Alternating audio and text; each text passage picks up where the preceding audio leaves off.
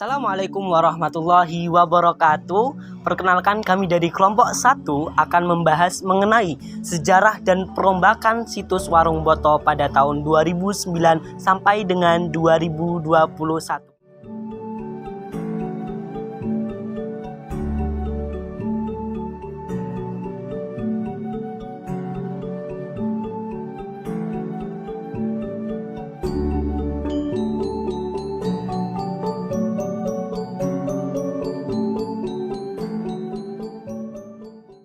Situs Warung Boto merupakan situs cagar budaya yang terletak di Jalan Veteran nomor 77 Warung Boto, Kecamatan Umbul Harjo, Yogyakarta. Situs Warung Boto memiliki arsitektur bangunan mirip dengan Istana Air Taman Sari. Ditemukannya sebuah mata air yang disebut Tu Umbul, berarti memberi petunjuk. Pesanggerahan Warung Boto juga merupakan tempat mandi keluarga Keraton Ngayogyakarta Hadiningrat. Pesanggerahan Rejowinangun ini dibangun oleh Sultan Hamengkubuwono II yang dikenal sangat menyukai dan membangun banyak pesanggerahan sejak diangkat menjadi putra mahkota Kesultanan Ngayogyakarta Hadiningrat.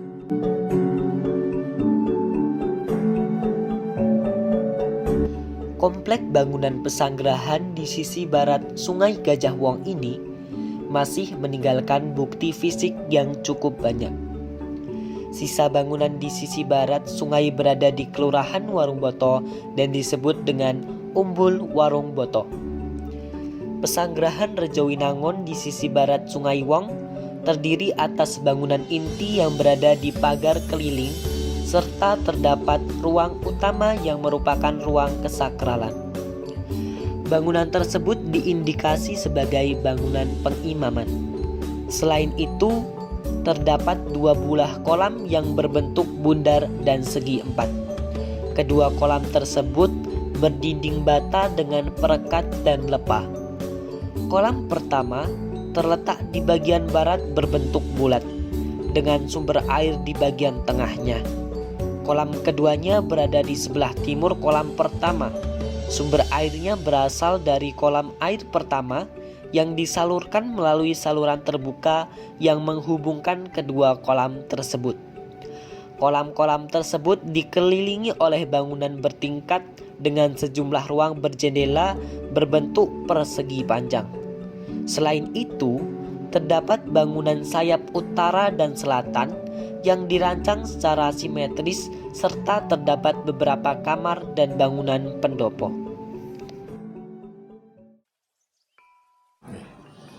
Ya, sependek yang saya tahu, situs Warung Boto itu sebenarnya nama aslinya itu kita tidak tahu ya, tapi dari Bapak Memana Buddha Serat Renggan itu kita ada cerita bahwa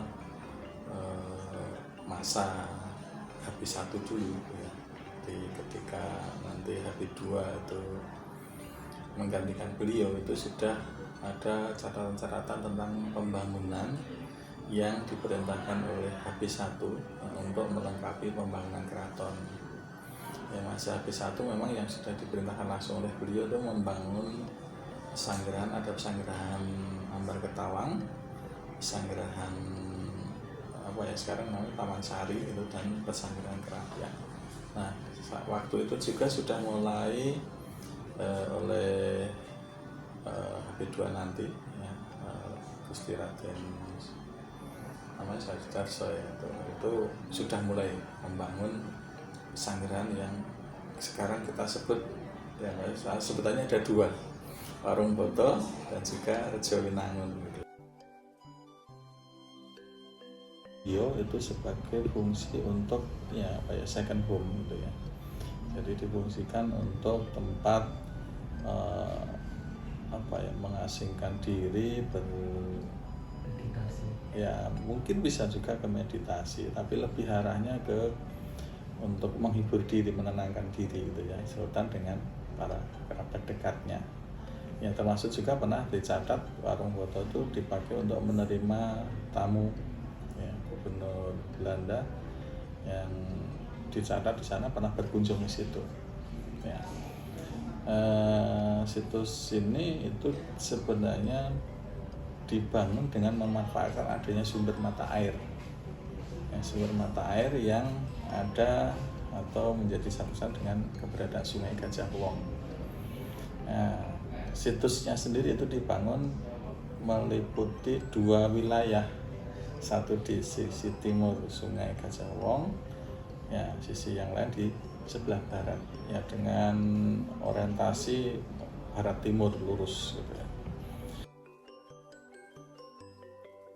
Secara fisik gitu ya, memang Pesanggerahan Warung Boto khususnya, yang di lain-lain juga sebenarnya juga mayoritas seperti itu.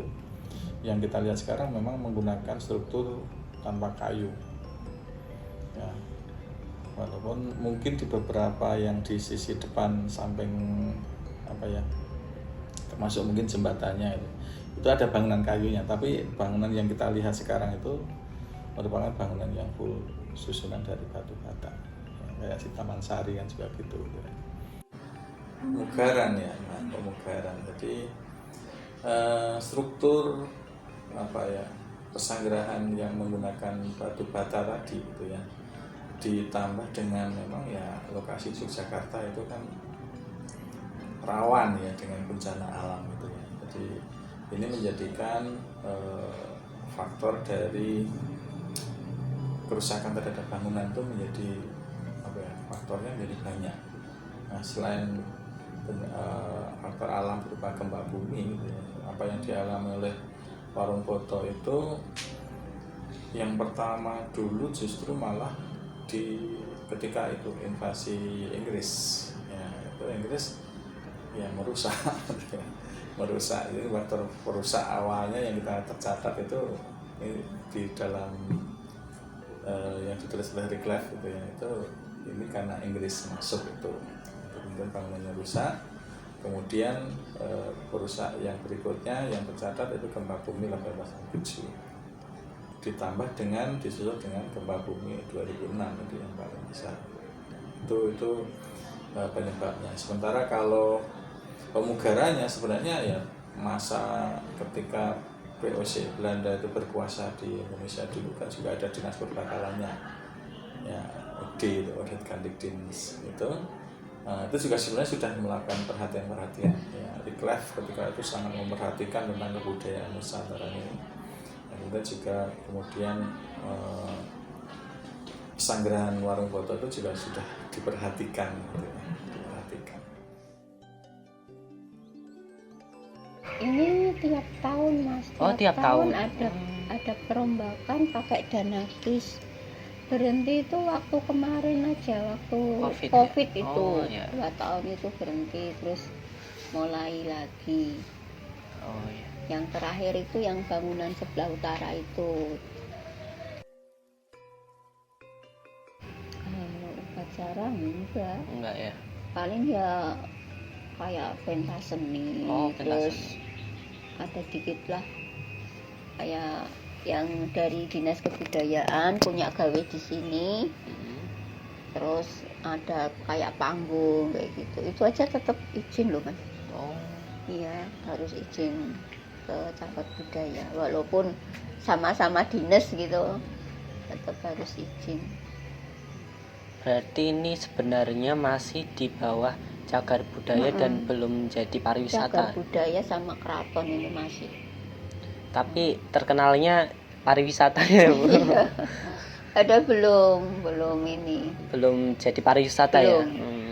Nanti kalau mungkin udah renovasinya udah kelar, mungkin bagi PWC udah selesai, baru diserahkan sama pariwisata mungkin seperti itu.